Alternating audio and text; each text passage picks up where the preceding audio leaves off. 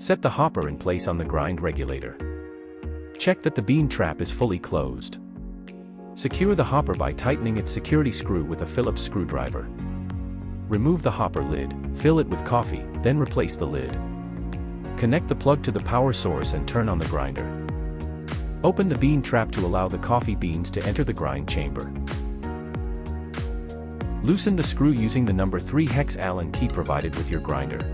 Adjust the support to the desired height, using the portafilter as a guide. Tighten the screw with the number 3 hex key. Using a number 3 hex Allen key, tighten or loosen the screw located in front of the portafilter to find the correct position. Turn the grind regulator to find the desired grind setting. Turning the regulator counterclockwise will produce a finer grind. Turning the regulator clockwise will produce a coarser grind. Once you reach the desired grind setting, lock the regulator using its brake. To adjust the dose time, follow the steps shown in the video.